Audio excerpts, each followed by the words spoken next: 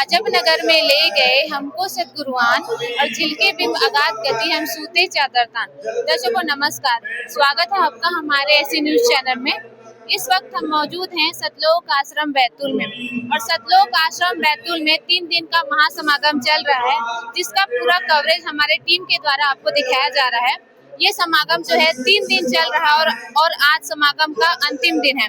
बताया जा रहा है कि यहाँ भोग की वाणी का पाठ होने वाला है। आज पाठ का समापन है और जो किस प्रकार पाठ का समापन होता है और जो कार्यक्रम है, कौन कौन से कार्यक्रम यहाँ हुए, इसके बारे में हम आपको जानकारी बताएंगे। दर्शकों आप मेरे पीछे देख सकते हैं, बहनें जो है यहाँ छोटी छोटी पुस्तिकाएं लेकर खड़ी हुई है। बताया जा रहा है कि पाठ का समापन होने वाला है। ये जो व्यवस्था है सिर्फ बहनों के लिए ही नहीं बल्कि भाइयों के लिए भी व्यवस्थाएं हैं। तो चलिए इस कार्यक्रम के बारे में पूरी जानकारी हम आपको बताते हैं, पूरी कवरेज हम आपको दिखाते हैं। दर्शकों ये सतलोक आश्रम बैतूल का मुख्य स्थल है।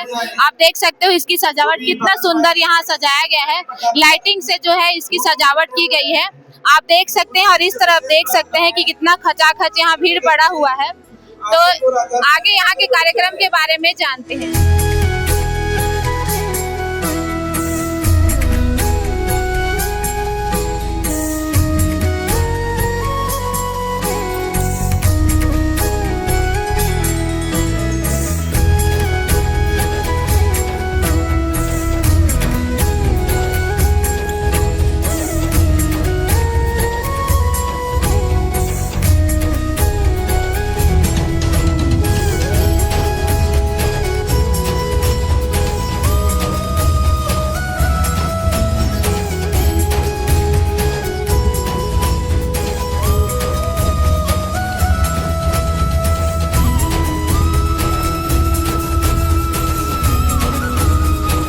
पहले पाठ की वाणी का समापन हो गया है, तो चलिए उस वाणियों का क्या महत्व है, उन वाणियों के बारे में जान लेते हैं।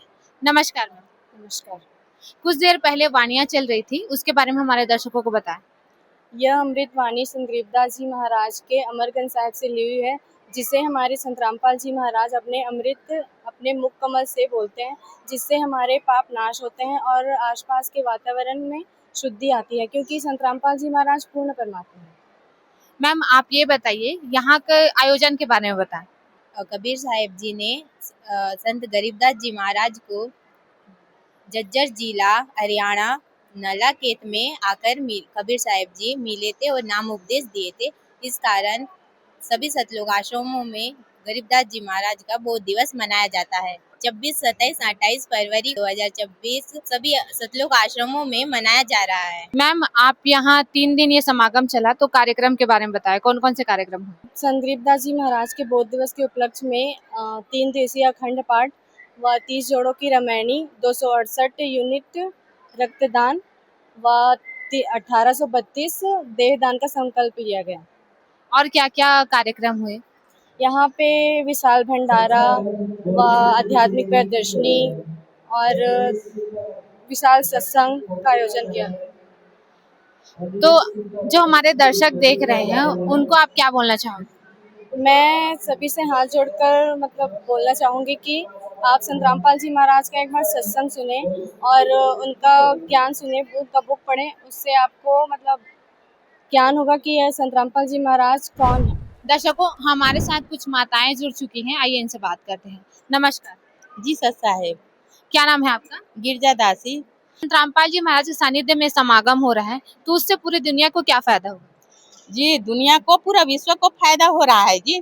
जैसे यहाँ आते हैं, हम भंडारा लेते हैं, प्रसाद ग्रहण करते हैं, लोगों का तो वैसी भंडारा चखने मात्रा से रोग कष्ट मिट जा रहा है, ज्ञान को समझ रहा है, आध्यात्मिक प्रदर्शनी लग रही है, परमात्मा का ज्ञान जन जन तक पहुँच रहा है, लोग परमात्मा के शरण में आ रहे हैं, आत्मा का कल्याण के लिए आगे बढ़ रहे हैं। और ये जो हो रहा है भंडारा में, जैसे देहदान होता है, शादी होता है, रामायणी हमारे भाषा में बोलते हैं, संतों की भाषा में रामायणी होता है, ये दहेज मुक्त होता है। इसमें तो सभी को फायदा हो रहा है। गरीब बाप, एक लड़की का है बाप नहीं, लड़का का भी खर्चा होता है, सभी का फायदा होता है। परमात्मा किसी के एक चवन्नी खर्चा होने नहीं दे रहे हैं। परमात्मा के सानिध्य में शादी हो रहा है। तो नशा मुक्त, दहेज मुक्त भारत बन रहा है, तैयार हो रहा है हमारे भारत। हमारे जो दर्शक देख रहे हैं उनको आप क्या मैसेज देना चाहोगे। मैसेज तो परमात्मा सभी को दे रहे हैं, यहाँ बुला बुला के। फिर भी मैं सबको यही बोलती हूँ, एक बार सतलोक आश्रम बैतूल आए, ज्ञान को समझे और हमारे गुरु जी के शरण में आए, दीक्षा लिए, आत्मा कल्याण कराए। जैसे सबको लाभ हो रहा है, बाकी जिनके पास नहीं पहुँचे हैं उनके पास भी ये ज्ञान पहुँचे और वो भी आए।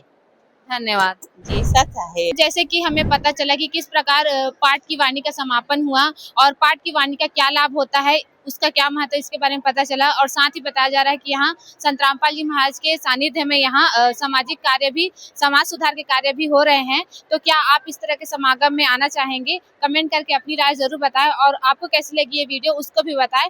तो बने रहे हमारे ऐसी न्यूज के साथ। मैं कविता, कैमरामैन ताराचंद के साथ। धन्यवाद।